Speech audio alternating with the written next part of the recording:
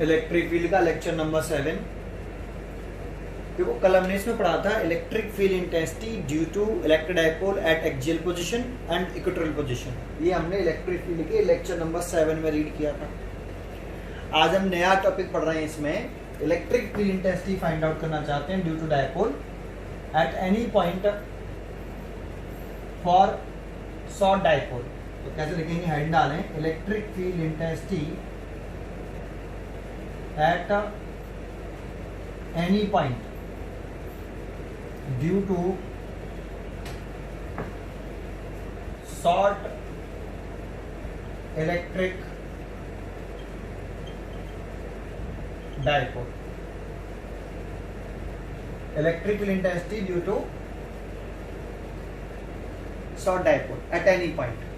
ठीक है, जरा समझें। सबसे पहले हम एक इलेक्ट्रिक डाइपोल बना लें। दैट मीन्स ये माइनस के क्यू चार्ज और ये एक प्लस के क्यू चार्ज।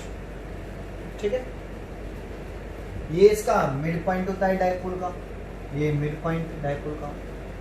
और माइनस के क्यू और प्लस के क्यू की बीच की जो सेपरेशन मानते हैं हम, वो 2L मानते हैं। कितनी मानते हैं? थोड़ा सा दूर ना आया था और ये बताता हूँ दूर कहाँ आया हूँ। ये 2L मानते हैं। हम एक्सियल पोजीशन पर इलेक्ट्रिक फील्ड इंटेंसिटी नहीं निकाल रहे हैं, इक्वेटोरियल पोजीशन पर फाइंड आउट नहीं कर रहे हैं, क्योंकि कल फाइंड आउट करी थी। एट एनी पॉइंट, इन दोनों पॉइंटों को छोड़कर किसी एक पॉइंट पर इलेक्ट्रिक फील्ड इंटेंसिटी निकाल रहे हैं ड्यू टू शॉर्ट डाइपोल। जैसे इस वाले पॉइंट पर निकाल रहे हैं, इस P पॉइंट। तो इसको इससे ज्वाइन करना मिड पॉइंट को, ये ज्वाइन कर लिया हमने मिड पॉइंट को। ठीक है, इस डिस्टेंस को हम आर, याद है कल भी मैंने आर का जो नेम बताया था। आर जो है इलेक्ट्रिक डाइपोल वाले केस में ये सेपरेशन है between mid point of electric dipole and observation point.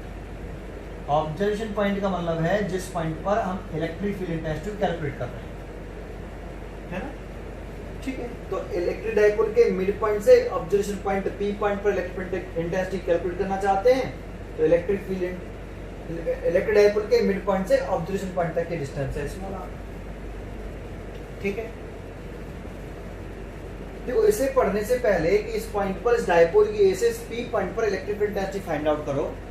इस टॉपिक को पढ़ने से पहले आपको थोड़ा सा मैं पीछे का रिवाइज करा देता हूँ, जो मैंने वीडियो नंबर इलेक्ट्रिक फील्ड के लेक्चर नंबर 7 में समझाया था आपको। क्या था जरा सुने। अगर ये एक डाइपोल है, ये माइनस के क्यू चार्ज और ये प्लस के क्यू चार्ज, इसका जो डाइपोल मूवमेंट की डायरेक्शन होती है वो माइनस क्यू चार्ज से प्लस के क्यू चार्ज होती है। माइनस क्यू चार्ज से प्लस के क्यू चार्ज, ये इसका मिड पॉइंट होता है डाइपोल का। अगर माइनस क्यू चार्ज और प्लस क्यू चार्ज को मीट करने वाली लाइन बनाए, इसे हम एक्सियल लाइन बोलते हैं। कौन सी लाइन बोलते हैं? Axial line. ठीक है, इस एक्सियल लाइन पर लाई करने वाला ये जो पॉइंट है P, ये इसकी एक्सियल पोजीशन है। कौन सी पोजीशन है ये? Axial position. इसको हम बोलते हैं एक्सियल लाइन। एक्सियल, ये लाइन जो है आपकी वो एक्सियल लाइन है ना। ये वाली लाइन जो है एक्सियल लाइन है, एक्सियल लाइन। और इस पॉइंट पर इलेक्ट्रिक फील्ड इंटेंसिटी निकालते हैं, जो इससे कितनी दूरी पर है, ये r डिस्टेंस पर है ये पॉइंट r। यहाँ पे भी हमने mid point of electric dipole and observation point P, इस समय ऑब्जर्वेशन पॉइंट है इस जगह पर, है ना। तो इस पॉइंट पर electric field intensity find out करी थी। तो E की डायरेक्शन, कल मैंने ये लेक्चर नंबर 7 में ये काफी देर तक बता रहा था कि E की डायरेक्शन और P की डायरेक्शन कैसी होती है? सेम होती है एक्सियल लाइन पोजीशन पर। P की डायरेक्शन होती है -q से +q, डाइपोल मोमेंट की डायरेक्शन -q से +q। और हमने इस पूरे सिस्टम की वजह से नेट इलेक्ट्रिक फील्ड इंटेंसिटी निकाला था एक्सियल लाइन में। तो जो इलेक्ट्रिक फील्ड की डायरेक्शन आई थी वो E और P की डायरेक्शन कैसी आई थी? सेम आई थी। ठीक है, इंपॉर्टेंट पॉइंट। तो यहाँ जो E की वैल्यू होती है, मतलब E की डायरेक्शन हम इस तरह से दिखाएंगे एक्सियल वाले केस में कि P की डायरेक्शन जैसी हो, E और P की डायरेक्शन कैसी हो? सेम हो। ठीक है, ये ध्यान रखना, वेरी मोस्ट इंपॉर्टेंट पॉइंट इस टॉपिक के लिए। E is equal to 1/4 pi epsilon nought. तो ये डाइपोल मोमेंट P 2P/r की। ठीक है, ये इलेक्ट्रिक फील्ड इंटेंसिटी की वैल्यू थी due to short dipole axial line वाले केस में। ठीक है, ये केस 1 था। सेकंड केस में अगर जाते हैं हम तो इक्वेटोरियल वाली केस में, तो ये तो एक्सियल वाली केस में था एक्सियल, और एक था इक्वेटोरियल पोजीशन का, इक्वेटोरियल पोजीशन, ये एक्सियल पोजीशन। इक्वेटोरियल पोजीशन याद है आपको, ये माइनस के क्यू चार्ज, ये प्लस के क्यू चार्ज, और ये इसके मिड पॉइंट से आर डिस्टेंस पर एक point p. Electric dipole movement की इंटरसेप्शन तो negative charge to positive charge होती है पी। इस पॉइंट पर, इस इक्वेटोरियल पोजीशन पर इस डाइपोल की वजह से अगर इलेक्ट्रिक फील्ड टेस्ट निकालें तो इसकी जो डायरेक्शन आती थी ई, वो इस पी के जस्ट एंटी पैरेलल आती थी। ई और पी की डायरेक्शन एंटी पैरेलल्स, अपोजिट, यहाँ पे सेम आती थी, यहाँ अपोजिट आती थी। कितनी वैल्यू आती थी? तो ई की वैल्यू निकल के आती थी 1/4 pi epsilon nought p over r. ये आपका एक्सियल, ये तो एक्सियल में था और ये इक्वेटोरियल में के लिए था। अगर इन दोनों में रिलेशन भी पूछता अगर आपसे कि electric field due to dipole at axial position और इक्वेटोरियल पोजीशन पर रिलेशन क्या है दोनों में इलेक्ट्रिक फील्ड में, तो रिलेशन देखेंगे तो देखो आप इस जगह पर, इस इतने की जगह पर, आप इस जगह पर इस 2 को छोड़कर 1/4 pi p upon r cube की जगह पर क्या लिख सकते हो? E equatorial. इसीलिए ई एक्सियल है ना, is equal to 2 times of E equatorial. ठीक है, ये 2 टाइम्स होता है। लेकिन एक बात है, इसमें ये मैग्नीट्यूड फॉर्म में लिखा है हमने। अगर हम इसे वेक्टर फॉर्म में लिखते, ये मैग्नीट्यूड फॉर्म में लिखा है रिलेशन हमने, अगर इसे वेक्टर फॉर्म में लिखते तो वेक्टर फॉर्म में इसका जो सही रिलेशन होता है वो ऐसे होता है, E axial vector is equal to minus के 2 टाइम्स ऑफ ई इक्वेटोरियल। ऐसे वेक्टर फॉर्म में लगाएंगे तो माइनस साइन लगाना पड़ता है, क्योंकि वेक्टर में मैग्नीट्यूड भी आता है और डायरेक्शन दोनों शो करनी पड़ती है। तो सर ये माइनस साइन क्यों लगाया? तो देखो एक्सियल पोजीशन पर इलेक्ट्रिक फील्ड ई की डायरेक्शन और पी की डायरेक्शन कैसी है? सेम है, मतलब जो डायरेक्शन पी की है वही डायरेक्शन ई की है। बट इक्वेटोरियल पोजीशन में जो डायरेक्शन पी की है उसके जस्ट अपोजिट डायरेक्शन में इलेक्ट्रिक फील्ड है। तो ये तो एक्सियल इलेक्ट्रिक फील्ड हो गया ये वाला, और ये इक्वेटोरियल वाला हो गया। तो यहाँ पर ई एक्सियल की और ई इक्वेटोरियल की डायरेक्शन कैसी है? अपोजिट है। जब अपोजिट होती है तो हम माइनस साइन लगाते हैं, जब 2 वेक्टर अपोजिट डायरेक्शन में होते हैं तो हम माइनस साइन से उसे शो करते हैं। और मैग्नीट्यूड में 2 टाइम्स है ये आपका।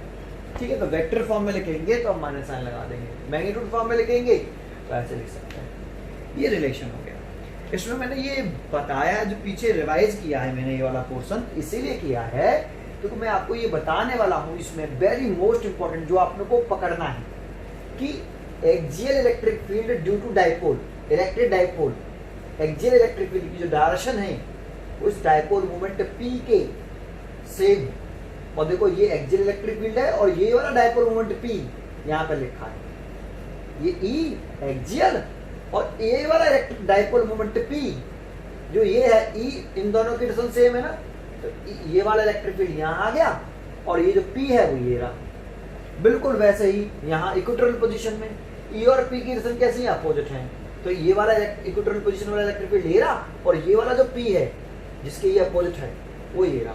और आर का नेम क्या समझ में आता है आपको? ऑब्जर्वेशन पॉइंट से इलेक्ट्रिक डाइपोल के मिड पॉइंट से ऑब्जर्वेशन पॉइंट तक की डिस्टेंस, इलेक्ट्रिक डाइपोल के मिड पॉइंट से ऑब्जर्वेशन पॉइंट तक की डिस्टेंस। ये इक्वेटोरियल लाइन है, ये एक्सियल लाइन है। अब इन दोनों लाइनों को पोजीशन को छोड़कर देखो हमने एक तीसरा पॉइंट बनाया, ये था। इस पॉइंट पर हम इलेक्ट्रिक फील्ड इंटेंसिटी कैसे फाइंड आउट करेंगे, ये पॉइंट है आपका। तो देखो इसके लिए हम देखो पहले आपको ये कॉन्सेंट्रेट कर लिया आपने, मैं मिटाने वाला हूँ इसको अभी क्योंकि बोर्ड पर इतनी ही जगह है। समझ में तो आपको आ गया ये वाला पॉइंट, समझ में आ गया ना? ठीक है, चलो मैं थोड़ी देर मिटाता हूँ। अब जरा ध्यान दो यहाँ, तो डाइपोल मोमेंट की डायरेक्शन कैसे होती है? -q से प्लस के क्यू। तो -q से प्लस के क्यू डाइपोल मोमेंट की डायरेक्शन हो गई, है ना? मैंने लेट कर लिया कि ये एंगल थीटा है ना? तो ये किसके बीच में एंगल है? पी और आर के बीच में एंगल है। है ना, P और R। तो यहाँ थीटा का नाम लिख देता हूं मैं, यहाँ थीटा है angle between P and R, dipole moment P and ये पोजीशन वेक्टर कह सकते हो आप, केवल R कह सकते हो, R, P and R, P और R के बीच में एंगल है, ठीक है। ये ध्यान रखने वाला पॉइंट है यहाँ पे, थीटा किसके बीच में मैंने लेट किया है, ये लेट कर लिया मैंने, ये मैंने लेट कर दिया, ठीक है। अब इस P के कंपोनेंट कर सकते हैं हम, तो कंपोनेंट कहां से करते हैं मालूम है आपको, टेल से। जो दो कंपोनेंट है तो रेक्टेंगुलर कंपोनेंट्स कर रहे हैं इस P वेक्टर के, तो जो दो कंपोनेंट्स होते हैं वो आपस में परपेंडिकुलर होते हैं, है ना, एक, और टेल से करते हैं, और जिसके कंपोनेंट करते हैं वो बीच में रहता है, तो P बीच में रहेगा। तो एक कंपोनेंट तो ये वाला आ गया, देखो ये रहा, इसकी वैल्यू लिख लेता हूं मैं, ये कंपोनेंट हो गया P cos थीटा।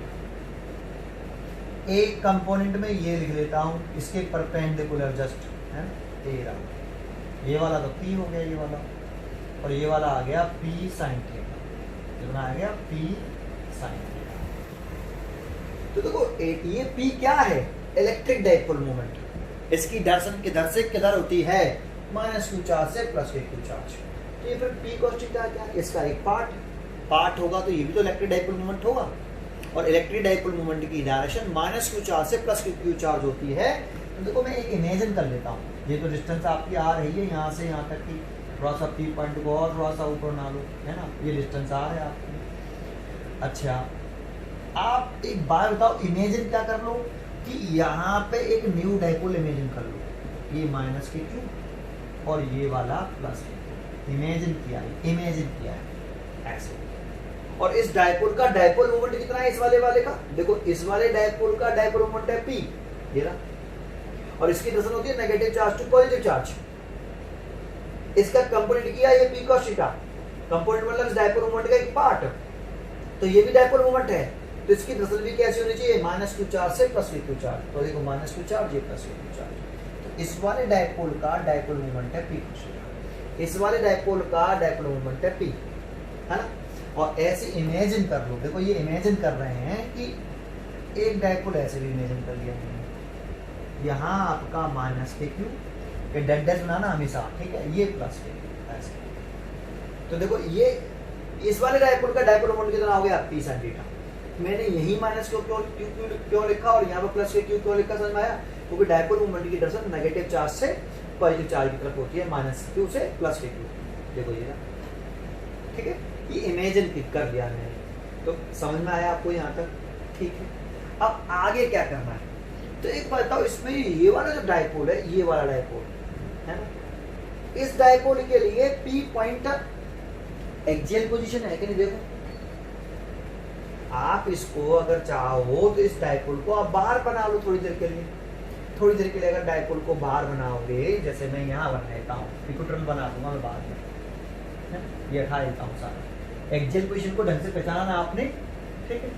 तो देखो इस डायपोल को, इस वाले डायपोल को मैं यहाँ एक इमेजिन कर लेता हूँ, देखो यहाँ ये आपका -q है, ये रहा, और ये डैश ये +q है, और ये इसी के आगे इस वाले पॉइंट पर एक पॉइंट है P, ये पॉइंट P है ना, और ये इसका मिड पॉइंट है O, देखो -q, ये +q, ये रहा -q, ये +q, O is the mid point, और इस O इसी डायपोल के अलोंग एक पॉइंट है P, इसी डायपोल के अलोंग एक पॉइंट है P, है ना, ठीक है। और इस पॉइंट O से ये डिस्टेंस है आपकी R, ये डिस्टेंस R है कि नहीं, देखो पॉइंट O से, इस डायपोल के मिड पॉइंट से ऑब्जेक्शन पॉइंट हो गया P, इसके लिए ये डिस्टेंस R, तो ये डिस्टेंस R O से P तक की डिस्टेंस तो है, मैंने बना दी। अब इसका डायपोल मोमेंट कितना है, इस वाले डायपोल का, इस वाले डायपोल का डायपोल मोमेंट है भाई P cos थीटा, है ना, इस डायपोल का डायपोल मोमेंट है P cos थीटा, देखो ये रहा। अब चेक करके बताओ इस डायपोल के लिए P पॉइंट कौन सी पोजीशन है, तो ये -q चार्ज और +q चार्ज के अलोंग ही तो है पॉइंट P, तो एक्सियल लाइन होगी ना ये भाई। आप इसे ऐसे बनाते थे पहले, -q, ये +q, और ये -q को +q से मीट आने वाली लाइन, इस डायपोल का ये मिड पॉइंट, ये डायपोल का इतना बड़ा, ये मिड पॉइंट और ये पॉइंट पी। देखो ये अलोंग ही तो आ रहा है, इस -q चार्ज और +q चार्ज को मीट करने लाइन के अलोंग, तो एक्सियल लाइन, ऐसे ये एक्सियल लाइन है, थोड़ा अच्छा कर दिया इसको ऐसे, तो एक्सियल पोजीशन हो गई ना इसके लिए। तो इसके लिए अगर एक्सियल पोजीशन हो गई है तो लिख सकते हैं हम यहाँ पे कि पॉइंट पी में हम क्या लिखें, the point P lies on the axial line for, किसके लिए, for component P cos theta के लिए। पॉइंट पी जो है, ये वाला जो पॉइंट पी है, lies on axial line for component P cos theta. ठीक है, तो इसके लिए अगर ये एक्सियल लाइन है तो इस पॉइंट पर एक्सियल वाला केस में इलेक्ट्रिक फील्ड कितना होता है भाई, तो इसे E1 मान लेता हूं मैं, E1 कितना होता है 1/4πf0 2p/r3 ये होता था। लेकिन बेटा वो तब होता था जब यहाँ पे डायपोल मोमेंट कितना था, p, यहाँ पे डायपोल मोमेंट p था, तो इस पॉइंट पे इलेक्ट्रिक डिस्प्लेसमेंट p और E की डिस्टेंस कैसे आती थी, सेम ऐसे, और इस E की वैल्यू कितनी आती थी, ये r वर्क करता था, E की वैल्यू कितनी आती थी 1/4π0 2p/r3 ये। लेकिन बेटा यहाँ पे P हुआ करता था ना बेटा, P, ये P हुआ करता ना P, और E की डिस्टेंस और P की डिस्टेंस कैसे थी, सेम। लेकिन यहाँ पे P की जगह पे कौन है, P cos थीटा, तो P की जगह पर क्या आ जाएगा, P cos थीटा। समझ में आया। अब ये डायपोल है, इसका डायपोल मोमेंट कितना है, P cos थीटा, ये डायपोल था, इसका डायपोल मोमेंट कितना था, P, तो P था तो P लिख दिया, और इसका dipole moment P cos theta तो P cos थीटा लिखेंगे ना। और इस E1 की डायरेक्शन, इस E की डायरेक्शन इस P जैसी थी, तो E1 की डायरेक्शन जो होगी वो ऐसे होगी, लाइन जो निकल रहा ऐसे, E1 ऐसे लाइन जो निकल रहा। यहाँ दिखाएं तो हेडिंग उठा देता हूँ, एक जगह पे दिखाएं इलेक्ट्रिक फील्ड की डायरेक्शन ऐसे है, E1 एक्सियल पोजीशन हो गई, इस डायपोल के लिए निकाला है मैंने, क्लियर हुआ। ऐसे सिमिलरली आप अगर दूसरे डायपोल पे ध्यान दें, दूसरा जो सेकंड डायपोल है अगर इस पे ध्यान दें, now the point P lies on the equatorial line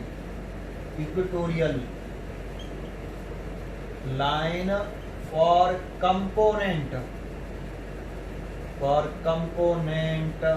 P sin theta, ऐसे है ना। therefore यहाँ लिख सकते हो, सो therefore क्या, चलो ऐसे इलेक्ट्रिक फील्ड टेस्ट निकाल दिया। तो electric field intensity at a point P due to component P sin theta, due to component at point P due to component P sin theta. तो लिख सकते हैं E2 इज इक्वल टू, ये equatorial line पे lie कर रहा है, sir ये इक्वेटोरियल लाइन पे कैसे लाई कर रहा है, आप इसको देख लो, इस डायपोल को देखो आप, ये डायपोल -q, यही तो डायपोल मोमेंट है इसका, इस डायपोल का डायपोल मोमेंट, ठीक है, और ये आपका ये एक्सियल लाइन होगा इस डायपोल के लिए, तो ये कौन सी लाइन होगा, इक्वेटोरियल लाइन होगी, तो ये पॉइंट इक्वेटोरियल पोजीशन पे लाई कर रहा। आप चाहो तो इसे देखो बना सकते हो यार, यहाँ ऐसे हटा देता हूँ, ये समझ में आ गया ना आपको।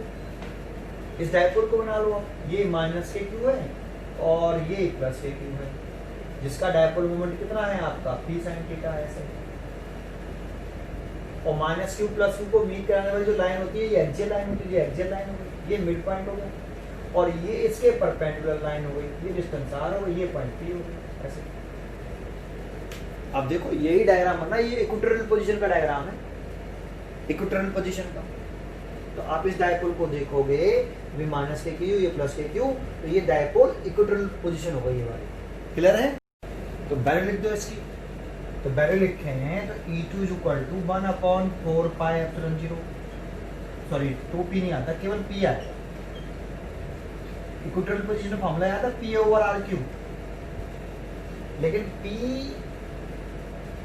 का कंपोनेंट P sin थीटा, इस डायपोल के dipole moment P sin theta, और इस डायपोल के लिए इसका dipole moment p sin theta और ये इक्वेटोरियल पोजीशन क्या आएगा p sin थीटा। ठीक है, समझ में आया? इसलिए लिखा the point P lies on the equatorial line for component P sin theta, और यहाँ पे the point P lies on the axial line for component P sin P cos theta. तो P cos थीटा लिख दिया या P sin theta लिख दिया। इसकी डायरेक्शन याद है आपको? इसकी जो डायरेक्शन हुआ करती थी, तो डायपोल मोमेंट P की डायरेक्शन और E की डायरेक्शन कैसी थी? अपोजिट। ऐसी इक्वेटोरियल पोजीशन में जो इलेक्ट्रिक फील्ड होता है, जो डायपोल मोमेंट होता है, उसके जस्ट अपोजिट आती है, आती कि नहीं? तो इसके अपोजिट आएगी, तो इसके अपोजिट आएगी। तो देखो इस डायपोल मोमेंट के अपोजिट बनाए तो ये ऐसे बनाना पड़ेगा, और इस वाली लाइन के पैरेलल होनी चाहिए ये लाइन ऐसे। ये E2 हो गया, तो E1 निकले आया, E2 निकले आया। ठीक है, अब इसका नेट इलेक्ट्रिक फील्ड इंटेंसिटी निकाल लीजिए P पॉइंट पर। तो नेट इलेक्ट्रिक फील्ड इंटेंसिटी हमारा उसी की वैल्यू फाइंड आउट करनी है, हमें नेट इलेक्ट्रिक फील्ड इंटेंसिटी निकाल लेते हैं अब इस पर। तो कैसे निकाले भाई नेट? तो इनके बीच में कितना एंगल होगा? 90 डिग्री। ये 90 डिग्री सर कैसे? देखो ये E1 इस P cos थीटा के अलाव है, और E2 इस P sin थीटा के अपोजिट है, मतलब एंटी पैरेलल है, और ये दोनों परपेंडिकुलर हैं, तो ये दोनों भी परपेंडिकुलर होंगे। ठीक है, चलिए ठीक है। तो नेट इलेक्ट्रिक फील्ड इंटेंसिटी कैसे निकालें? तो हम यहाँ नेट निकालते हैं, यही निकाल देता हूँ, net electric field intensity at point P due to dipole, due to whole dipole. तो डायपोल ड्यू टू डायपोल कितना हुआ? E = रूट के अंदर। भाई जब दो वेक्टर क्वांटिटी सेम डायरेक्शन में होती हैं तो नेट कैसे निकालते हैं? सीधे ऐड कर देते हैं। और अपोजिट क्वांटिटी में होती है दो वेक्टर क्वांटिटी, तो नेट निकालने के लिए हम सब्ट्रैक्ट कर देते हैं। किसी एंगल से होती हैं दो वेक्टर क्वांटिटी, तो हम ये वाला फॉर्मूला लगाते हैं। क्या लगा रहे हैं? E1 E2 किसी एंगल से 90 डिग्री के एंगल है इनके बीच में, 90 डिग्री एंगल है इनके बीच में, है ना? और 90 डिग्री है तो लिखेंगे, फॉर्मूला लगाएं तो E1 का स्क्वायर प्लस E2 का square plus 2E1 E2 cos कितना एंगल है? 90 डिग्री। जो भी दो वेक्टर क्वांटिटी यहाँ आती है उनके बीच में एंगल आता है। कॉस 90 की वैल्यू कितनी है भाई? 0। कॉस 90 की 0, तो ये पूरा फैक्टर कितना हो जाएगा? 0। तो E की वैल्यू कितनी आएगी? तो E की वैल्यू देखो, मैं यहाँ थोड़ी सी लाइन उठा लेता हूँ, ये देखो ऐसे E = आ गया रूट के अंदर, ये तो 0 हो गया। E1 की वैल्यू पुट कर दो और E2 की वैल्यू पुट कर दो यहाँ। तो E1 की वैल्यू पुट कर रहा हूँ, रूट के अंदर 1/4 pi epsilon 0 2p cos theta over r का क्यू का whole square plus 1/4 pi epsilon 0 p sin theta over r का क्यू का होल स्क्वायर। ठीक है भाई, ये हमने E की वैल्यू, E1 की वैल्यू ये रही और E2 की वैल्यू ये रही, पुट कर दी, और ये वाला क्वेश्चन 0 हो गया cos 90 के लिए 0 होने की वजह से। अब इसमें से कॉमन क्या है वो देखो, है ना? इसमें से कॉमन क्या आ रहा है वो देखो। तो E = पहले तो रूट लगा लेते हैं, सॉरी पहले कॉमन ले रहे हैं तो कॉमन ले दो पहले। देखो ये इसमें भी है और इसमें भी है, और दोनों का स्क्वायर है, तो बाहर आ जाएगा 1/4 पाई एप्सिलॉन 0 बाहर आ गया। P इसमें भी है, P इसमें भी है, इसका भी स्क्वायर है, इसका भी स्क्वायर है, तो बाहर आ जाएगा कॉमन लेके बाहर आ गया। इसमें RQ इसमें भी है, नीचे RQ इसमें भी है, और स्क्वायर भी है, तो बाहर ले लेंगे कॉमन लेके, स्क्वायर से रूट हट जाएगा ना, है ना? ठीक है, कॉमन जो नहीं है वो बच गया, इतना कॉमन आ गया। अब देखो इसमें 2 इसमें है लेकिन 2 इसमें है नहीं, तो कॉमन नहीं आ सकता, इसीलिए 4 हो गया, 2 का स्क्वायर कर दिया। और cos स्क्वायर, इसमें cos थीटा, इसमें sin थीटा, ये भी कॉमन नहीं आ सकता, तो ये 4 cos स्क्वायर थीटा आ गया, इसमें प्लस sin स्क्वायर थीटा आ गया, है ना? ये रिजल्ट आया आपका। यहाँ तक क्लियर है? देखो एक फॉर्मूला आप जानते होंगे, sin square theta plus cos square theta, ये सबसे इजी फॉर्मूला होता है ट्रिग्नोमेट्री का, सब जानते हैं इसको। sin square theta plus cos square theta = 1। अगर यहाँ से हम sin स्क्वायर थीटा की वैल्यू निकालें तो इसको धर ले आए तो 1 - के cos स्क्वायर थीटा, तो sin स्क्वायर थीटा की जगह पे मैं रिप्लेस कर देता हूँ वहाँ, ठीक है वैल्यू। चेंज कर देता हूँ। तो E इज इक्वल टू ये वाली वैल्यू मैंने पुट कर देता हूँ यहाँ पर P अपॉन आर क्यू का कैसे लिख लो, ये सेम टू सेम लिख लिया। रूट के अंदर 4 cos square theta plus 1 minus के cos स्क्वायर थीटा। अब देखो इसमें से ये सब्ट्रैक्ट हो जाएगा, तो रिजल्ट क्या आया, E is equal to 1 upon 4 pi epsilon nought P over r cube root के अंदर 3 cos स्क्वायर थीटा प्लस 1। देखो ये नेट इलेक्ट्रिक फील्ड टेस्ट का फॉर्मूला, ये हमें डायरेक्टली याद होना चाहिए, ये वाला ये डायरेक्टली हमें याद हो जाना चाहिए भाई। इस P पॉइंट पर इलेक्ट्रिक फील्ड इंटेंसिटी निकालें तो ये वैल्यू आएगी, ठीक है भाई। अच्छा, अब इस नेट इलेक्ट्रिक फील्ड इंटेंसिटी की अगर हमें डायरेक्शन फाइंड आउट करनी हो कि इस नेट इलेक्ट्रिक फील्ड इंटेंसिटी की डायरेक्शन कैसी होगी, तो डायरेक्शन कैसे निकालना। तो देखो डायरेक्शन निकालने के लिए ये हटा देता हूँ, यहीं पर डायरेक्शन निकाल रहा हूँ, आगे बोल रहा हूँ, ठीक है। डायरेक्शन कैसे निकाल लेते हैं वो देख लेते हैं। देखो डायरेक्शन निकालने के लिए लेट करते हैं हम alpha, angle between net electric field intensity E and any one electric field, any one electric field intensity, that means E1 let कर लेता हूँ, ठीक है।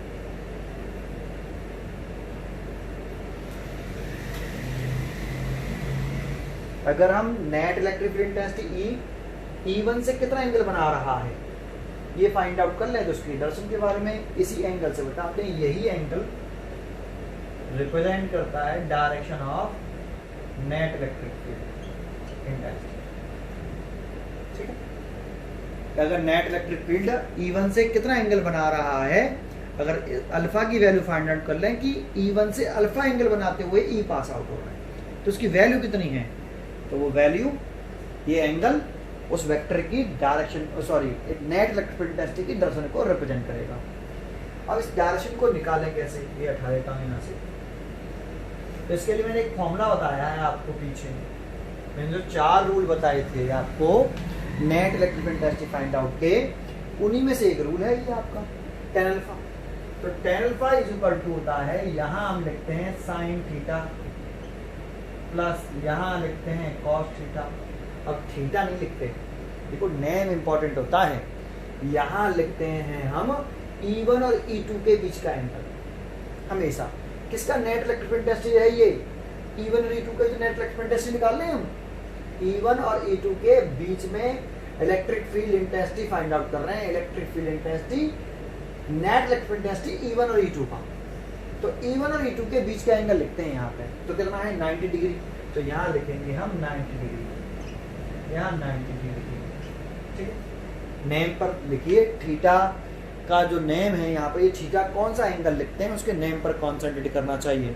सिंबल तो हम थीटा भी लेट कर सकते हैं, अल्फा बीटा गीटा कुछ भी लेट कर लेते हैं, ठीक है। नहीं, थीटा लेट कर लेते हैं, अल्फा लेट कर लेते हैं, बीटा कोई बीटा लेट करता है, ठीक है। तो इम्पोर्टेंट होता है नेम, ठीक है। चलिए आगे देखते हैं। यहाँ ये प्लस लगा हुआ है यहाँ पे और यहाँ पे, अल्फा के सामने वाला जो एंगल है, ये अल्फा माना, इसके सामने वाले अल्फा के सामने वाले वेक्टर का मैग्नीट्यूड लिखते हैं। तो पहले अल्फा बना तो लो, तो कैसे बना लें, पैरेललोग्राम कंप्लीट करें पहले भाई। ऐसे ये हमने क्या कर लिया, पैरेललोग्राम कंप्लीट किया और ये नेट इलेक्ट्रिक फील्ड इंटेंसिटी की डायरेक्शन दिखा दी थी ऐसे। ये पूरा एंगल तो 90 डिग्री था आपका, और ये E1 से कितना एंगल बना रहा है अल्फा।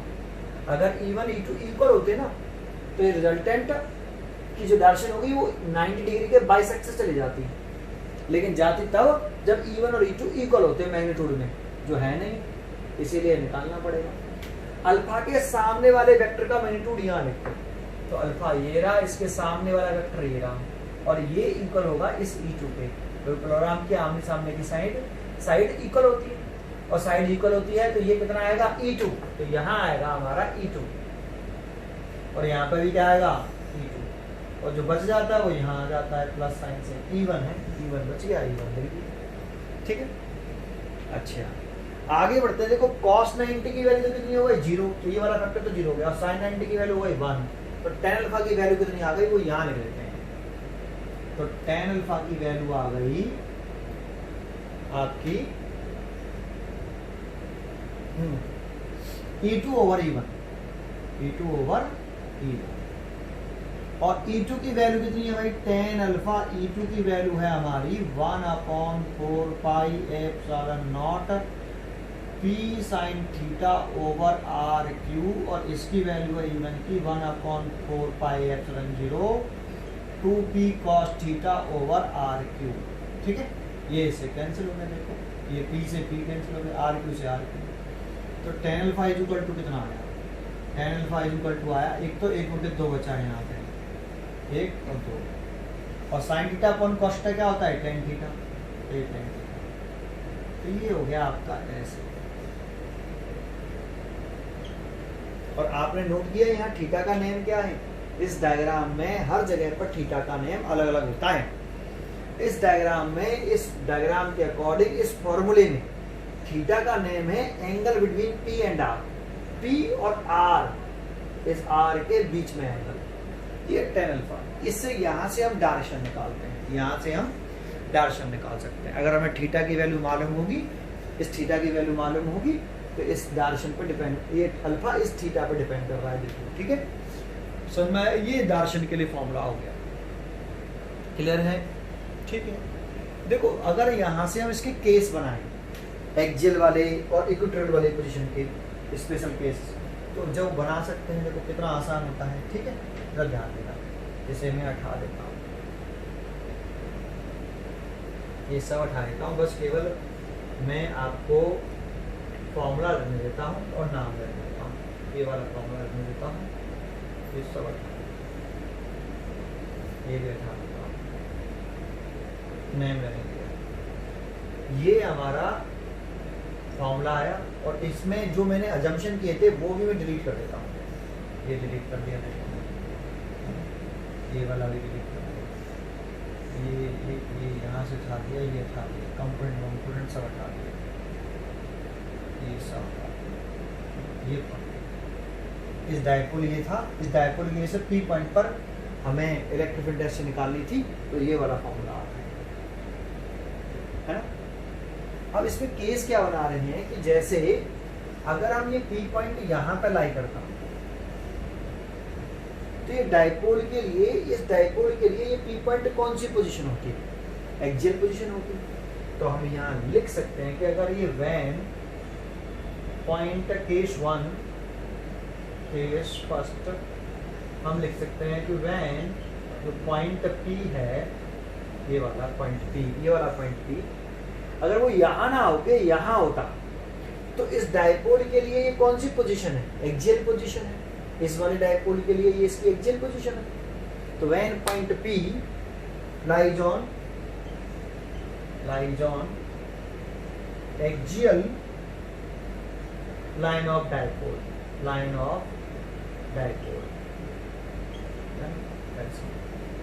अगर ये पॉइंट P यहाँ से यहाँ आ जाता, तो ये जो लाइन है R वाली, वो भी ऐसे शिफ्ट होती है ऐसे। भाई अगर ये P पॉइंट यहाँ से यहाँ आएगा, तो ये जो लाइन है ये वाली, O पॉइंट को P से मीट कराने वाली लाइन, ये ऐसे तो शिफ्ट होती है ऐसे। तो थीटा क्या हो रहा है, डिग्रीज, और यहाँ पे आके थीटा कितना हो गया, 0। ये थीटा कितना हो गया, 0 डिग्री। तो इस पॉइंट पर पहुँचते ही थीटा की वैल्यू कितनी हो जाती, 0 डिग्री।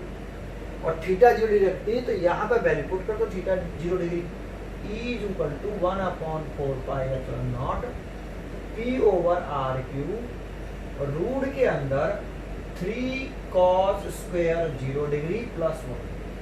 देखो cos 0 की वैल्यू कितनी होती है, 1, उसका स्क्वायर करेंगे तो 1 ही रहेगा। 3 + 1 4 का स्क्वायर रूट लेंगे तो 2। E is equal to 1/4 pi epsilon 0 2P over R।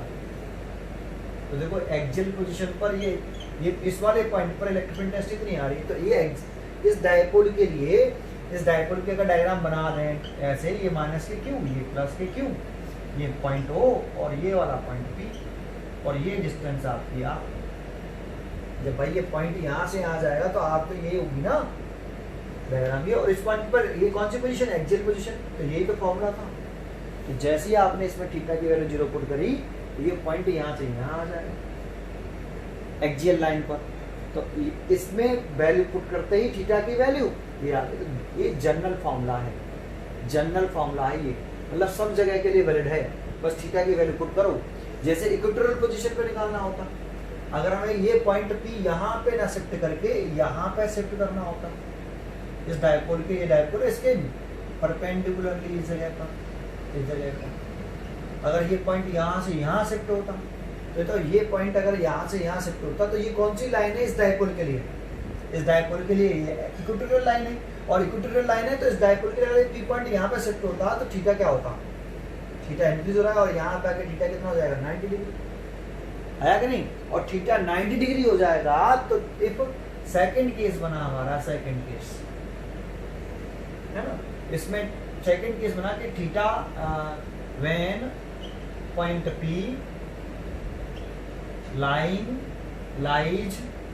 Lies on, ये लाइन नहीं है, lies on equatorial line of dipole तो थीटा 90 डिग्री हो जाएगा। अगर ये पॉइंट यहाँ से यहाँ पहुंचा तो P और R के बीच में बनने वाला एंगल, ये लाइन यहाँ पे पहुंच जाएगी ऐसे 90 डिग्री। यहाँ 90 डिग्री रखेंगे तो cos 90 की वैल्यू कितनी होती है? 0। यहाँ cos 90 0 तो ये पूरा 0, तो ये 1 हो गया। तो रिजल्ट आ गया E = 1/4 pi epsilon nought P over R। देखो इतनी तो होती है इस पॉइंट पर डायपोल मोमेंट पर, इस वाले पॉइंट पर electric dipole, electric field intensity electric dipole की वजह से। डाउट समझ में आया आपको? क्लियर है? ठीक है। अच्छा अगर एक बार सोचो, यहाँ तक क्लियर है बेटा आपको? ये वाली भी बात समझ में आई आपको? क्लियर हुआ यहाँ तक? ठीक है, चलो छोड़ते हैं, ये टॉपिक क्लियर हुआ। तो ये एट एनी पॉइंट पर डायपोल की वजह से electric field intensity find out करनी हो तो हमें ये वाला फॉर्मूला लर्न करना चाहिए, ये वाला, ठीक है, एनी पॉइंट के लिए। थीटा का नाम ध्यान रखना, ये P और ये R के बीच में एंगल है यहाँ पर, ये थीटा, ठीक है। चलो छोड़ते हैं, नया टॉपिक देखते हैं। देखो एक क्वेश्चन लिखा है इस डायपोल के ऊपर, a point charge placed at any point on the axis of electric dipole at some large distance experience a force है। चलो को डायग्राम बना लेता हूँ फिर समझाता हूँ कि इलेक्ट्रिक डायपोल की एक्सिस है ना, एक पॉइंट चार्ज प्लेस्ड है कहाँ पर? At any point on the axis of electric dipole. At तो पहले इलेक्ट्रिक डायपोल बना लेते हैं। ये माइनस PQ चार्ज है, ये प्लस PQ चार्ज है, ये डायपोल हो गया। थोड़ा सा ऐसे कर देता हूँ, ये कनेक्टेड नहीं होते, बस बनाने के लिए, समझाने के लिए, तो ऐसे ये डायपोल है ना, ये माइनस Q, ये प्लस Q, ठीक है। ये डायपोल की एक्सिस हो गई और इसे एक्सियल लाइन बोलते हैं, डायपोल एक्सिस भी बोलते हैं, एक्सिस ऑफ डायपोल से आप एक्सिस ऑफ, ये axis of dipole, axis of dipole, ठीक है। अब क्या कह रहा है? एक point charge placed at any point on the axis of electric dipole at some large distance experience. देखो यहाँ एक पॉइंट चार्ज प्लेस्ड है P पॉइंट पर, ये इसका मिड पॉइंट है और यहाँ से इसकी डिस्टेंस आप मेजर करते हैं आप, ये वाली है पॉइंट चार्ज, इसे चेंज कर देते हैं, ये capital Q point charge, dipole के चार्ज से डिफरेंट कर लेते हैं, ठीक है। ये डायपोल हो गया, ये पूरा डायपोल हो गया। यहाँ एक पॉइंट चार्ज प्लेस्ड कर दिया है, इससे R डिस्टेंस प्लेस्ड है डायपोल से, मिड पॉइंट से डिस्टेंस मेजर करते हैं। तो ये चार्ज फोर्स एक्सपीरियंस कर रहा है कितना? F। तो सबसे पहले एक बात तो ये वाला चार्ज फोर्स एक्सपीरियंस कर रहा है, तो मैंने क्वेश्चन पूछा था, इलेक्ट्रिक फील्ड का ये मेन कंसेप्ट है, कोई भी चार्ज कब फोर्स एक्सपीरियंस करता है? जब वह दूसरे चार्ज के इलेक्ट्रिक फील्ड में रखा हो, दैट मीन्स वह किसी एक्सटर्नल इलेक्ट्रिक फील्ड में रखा हो, तब कोई चार्ज फोर्स एक्सपीरियंस करता है। तो ये कैपिटल Q चार्ज क्या किसी अंदर इलेक्ट्रिक फील्ड में रखा है, किसी दूसरे के इलेक्ट्रिक फील्ड में प्रेजेंट है? तो हम कहेंगे है। किसके इलेक्ट्रिक फील्ड में? इस इलेक्ट्रिक डायपोल के इलेक्ट्रिक फील्ड में। इस इलेक्ट्रिक डायपोल के इलेक्ट्रिक फील्ड में ये पॉइंट चार्ज प्लेस्ड है, इसीलिए ये पॉइंट चार्ज फोर्स एक्सपीरियंस करेगा। ठीक है, तो ये बताइए ये कितने इलेक्ट्रिक फील्ड में प्रेजेंट है भाई। तो इस डायपोल का इलेक्ट्रिक फील्ड ये कौन सी पोजीशन है, एक्सियल पोजीशन इस डायपोल की। तो इस एक्सियल पोजीशन पर जो डायपोल मोमेंट की इंटरसेक्शन तो होती है -2 से +k की, है ना। और एक्सियल पोजीशन पर जो इलेक्ट्रिक फील्ड प्रोड्यूस होता है ये वाला ई एक्सियल, है ना, ये एक्सियल है, इसकी डायरेक्शन p की दिशा में होती है ऐसे। तो ये इलेक्ट्रिक फील्ड किसने जनरेट किया इस डायपोल में, और इसी इलेक्ट्रिक फील्ड में ये चार्ज प्लेस्ड है, तो ये फोर्स एक्सपीरियंस करेगा। तो electric force on charge capital Q कितना फोर्स एक्सपीरियंस करेगा, Q इंटू ई एक्सियल। आपने ये वाला फॉर्मूला पढ़ा था ना, F बराबर QE, ये पीछे ये वाला, तो ये लिखा है,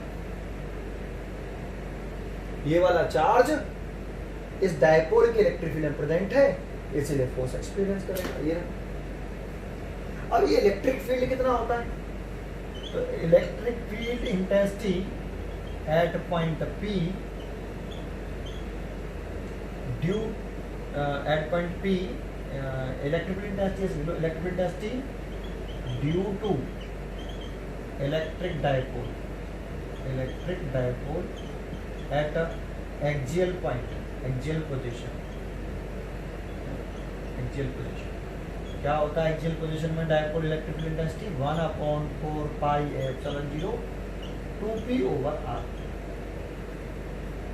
तो कितना फोर्स लगेगा इस चार्ज पर, पॉइंट चार्ज पर, F बराबर, अगर ये चार्ज पॉजिटिव है तो पॉजिटिव है पॉइंट चार्ज, तो फोर्स इलेक्ट्रिक फील्ड की डायरेक्शन में लगता है, तो ऐसे लगेगा इसका फोर्स, ऐसे थोड़ा सा बड़ा होगा ना इलेक्ट्रिक फील्ड से फोर्स, तो ऐसे ऐसे। तो F बराबर Q तो यही है, और E एक्सियल की वैल्यू कितनी है 1/4 पाई एप्सिलॉन 0 2p/r। इतना फोर्स लग रहा है इस पॉइंट चार्ज पर, ठीक है ना। तो उसने कहा फोर्स F लग रहा है, तो ये F ही तो माना है मैंने, ये इक्वेशन बन हो गई। अब क्वेश्चन दोबारा से रिपीट कर रहा है कि what will be the force acting on the point charge when it's distance from the dipole is doubled. अगर इस डिस्टेंस r को हम डबल कर दें, ये डिस्टेंस जो r दिख रही है ना, इसको अगर हम पॉइंट को और दूर ले जाएं और ये r कितना हो जाए, डबल हो जाए, तो न्यू फोर्स कितना होगा। तो डिस्टेंस को तो डबल कर रहा है, तो लिख दें यहाँ पर कि when distance from dipole is double, when it's distance from the dipole is doubled, तो न्यू फोर्स कितना होगा, new electric force on charge F dash is equal, तो देखो किसमें चेंज आएगा, डिस्टेंस को डबल किया ओनली, 1/4 पाई एप्सिलॉन 0 2p/, इस जगह पर r डैश का क्यू, r डैश का क्यू, और r डैश कितना डबल हो गया है भाई, ये r डैश जो है, ये जो डिस्टेंस है, नई डिस्टेंस है, वो इस r की कैसी है, डबल है। डबल करनी है डिस्टेंस को, इस चार्ज को दूर ले जाओ डबल डिस्टेंस तक, है ना। अगर डबल कर देंगे यहाँ तो 2r लिख दो बेटा इस जगह पर, आया। तो ये अगर आप डबल कर दोगे तो नया फोर्स कितना हो गया, F dash is equal to 1/4 pi epsilon 0। अगर देखो यहाँ 2r लिखोगे तो 2r का क्या आएगा, Q, ऐसे। तो 2 का होल क्यू कितना हुआ 8, तो Q into 1/4 pi epsilon not 2p/r Q multiplied by 1/8। 2 का क्यू 8 हो गया, और इस जगह पर हम लिख सकते हैं, इस जगह पर हम F लिख सकते हैं, F लिख दिया तो F dash is equal to F/8, ठीक है। ये देखो नया फोर्स इतना, ठीक है भाई। देखो इस पॉइंट चार्ज पर फोर्स पूछ रहा है, तो ये पॉइंट चार्ज पहले किसी दूसरे के इलेक्ट्रिक फील्ड में होना चाहिए, किसी दूसरे चार्ज के। तो किसके इलेक्ट्रिक फील्ड में, इस डायपोल के इलेक्ट्रिक फील्ड में है। तो ये कौन सी पोजीशन डायपोल की, एक्सियल पोजीशन में है। तो इलेक्ट्रिक इतने, ये पॉइंट चार्ज है वो इतने इलेक्ट्रिक फील्ड में प्लेस्ड है, तो इसमें फोर्स लगेगा F बराबर Q इंटू ई एक्सियल। ई एग्जैक्टिव पहले पुट कर देंगे। फिर ये कह रहा है ये डिस्टेंस को डबल कर दो, तो मैंने डबल कर दी, एक नया फोर्स पूछ रहा है तो नया फोर्स निकाल दिया मैंने। ठीक है, तो फोर्स जो न्यू फोर्स है वो रिड्यूस हो गया, क्या हो गया, रिड्यूस हो गया। So when distance is double, so when आप ये लिख सकते हो, so when distance is doubled, force reduced